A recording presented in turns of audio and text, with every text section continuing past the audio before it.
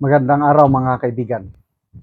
Medyo masamang balita itong pag-usapan natin mga kaibigan. Tuloy-tuloy pa rin pagtaas ng presyo ng langis sa ating bansa. Ito, post ng Philippine Star. Diesel approaching 150 pesos per liter. Ba't pa tayo nagkaganito? Ano ba ito? Kamalasan. Ang gaba dili magsaba, sabi ni BP Sara. Ito na ba ang gaba ng administrasyon ito? Oh. After 4 days of trading, an insider source estimates a price increase of 11 to 12 pesos per liter for diesel next week. This could push the price of regular diesel above 140 per liter and premium diesel beyond 150 per liter. Meanwhile, gasoline prices may increase by up to 3 pesos per liter next week. These estimates may still rise further or decrease with one trading day remaining. So, anong reaksyon ng taong bayan? 12,000 ang nag-react, 6,400 ang umiiyak, 2,800 ang galit, 1,700 ang nag-like, 755 ang tumatawa. So, paano na ito ngayon? Iiyak na lang tayo. Hindi ko inaakala na magkakaganito tayo. Kasi maalala ko, halos every year meron tayong ganitong krisis sa langis. At pumapalo naman, maalala ko mga 60 to 90 pesos.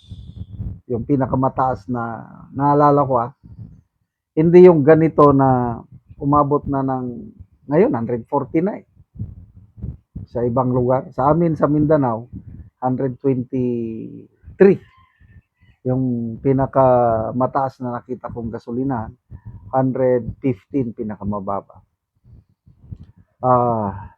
Bago tumaas, mayroon akong plano. Sabi ko, bibili ako ng maraming galon.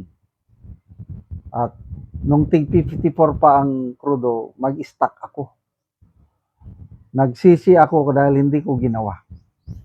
Itong kapitbahay ko, retired sundalo rin, tinanong ko siya, sir, naka-stock ako. Marami akong nabili crudo. Pinakita niya sa akin yung stock niya na naka-container o galon na mga crudo niya. Sabi ko, bakit ko hindi sinunod yung gut feel ko na yun magbili.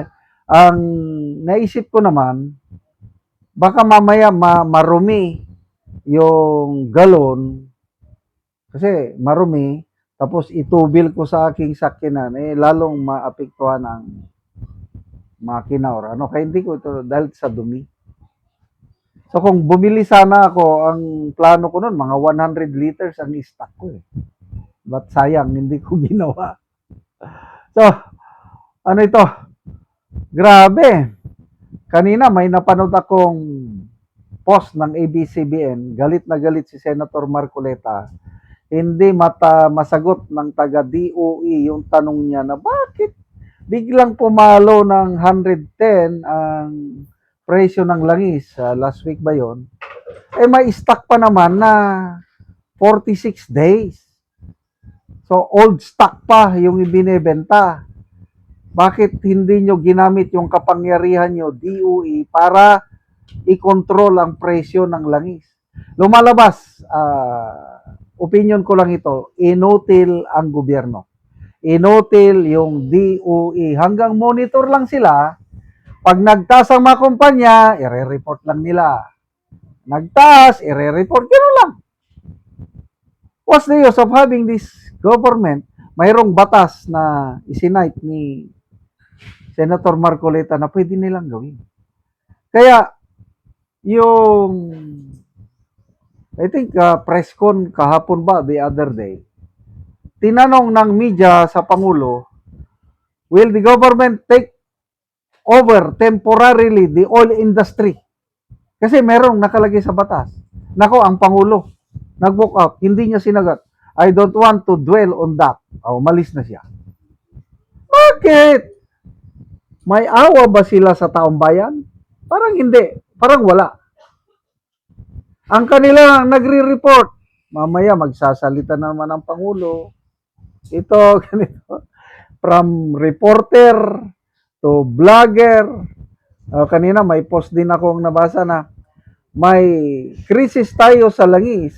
Ang presidente nag-inspeksyon sa sibuyas. Anong kinalaman ng sibuyas? Bakit? Mayroon ba tayong krisis sa sibuyas? Wala naman eh. Murang-mura na nga ang presyo ng sibuyas. Tapos yun ang pinupuntahan niya, ini-inspect ang sibuyas. I don't know what's happening sa ating may nabasa naman akong post. Nag-promise ang Pangulo, we have enough fuel stock up to June. Sinasabi ng ibang mga oil companies sa hearing kahapon na hanggang April na lang, yung iba hanggang Mayo, ang stock nila ng langis. Saan nanggagaling itong sinasabi ng Pangulo na hanggang June aabot pa? Hindi ko na maintindihan anong nangyari sa ating bansa ngayon. Kaya tama si BP Sara na God save the Philippines. Yung leadership ni Tatay Digong noon, panahon ng pandemic, nakakamiss. Yung very strong ba na mayroon siyang will na pagsabihan ng mga oil companies, pag isasara ko kayo, ang Pangulo wala. Sorry, nakikiusap lang siya. Pwede ba ganito? Ay, nako. Salamat mga kaibigan sa inyong pagsubaybay sa ating channel. Nakakatulong kayo ng malaki sa Tribong Talandig ng Bukidnon dahil ang sweldo natin sa channel na ito is pantulong po sa tribo. Namimigay tayo ng libreng yero at pako para makapagpatayo naman sila ng mas maayos na tirahan. Panoorin ninyo ang video na ito. Na anak ko sa balay sa natagaan na Mogero. So muuna ni ang ilang atop. Sako lang gyud in town apan ang ngero nga naa sa babaw buslot na gyud mo nga gi sako na lang ang ilang gi atop. So luoy gyud kayo ang ilang pagpuyo, mga sako lang nga gisumpay-sumpay. Kay buslot naman ang ngero. So muna ni ang ilang pagpuyo. So diri na sila magigda.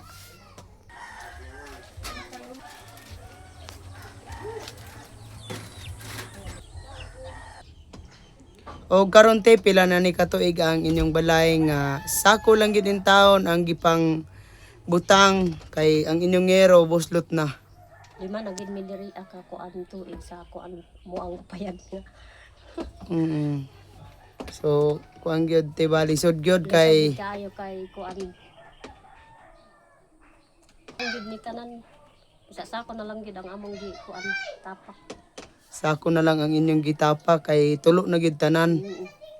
Oo, so ang inyong atop nga yero te pila na gani katuig? Lima na katuig. 5 na katuig, so mga buslot na tanan. Oo. Ang abuhan man gani namo di na namo gakakuanan kay tulo na jud.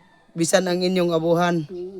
So kung example tay magulan nga gabi asa man mo magigda diri lang gyapon sa inyong sala gyapon. O diri aran. So maulan na nagyud mo. Ulan na gid ni kung kuan. Gaulan.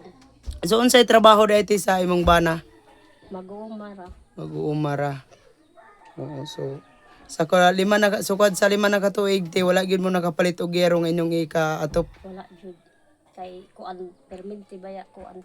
Lisod kaayo ang mag-uuma kung wala kay pinansin. Lisod kaayo. Nagpasalamat ko sa kuan unang-una sa kuan Ginoo. Isa siya sa kuan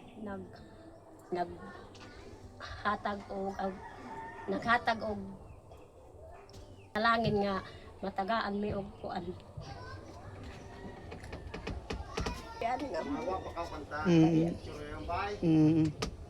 Lagi to. Salamat po sa nag-sponsor. So nakailak si ate sa ilang kalisod. So kuan gyud tungod daw sa ilang Oo, sige te, salamat.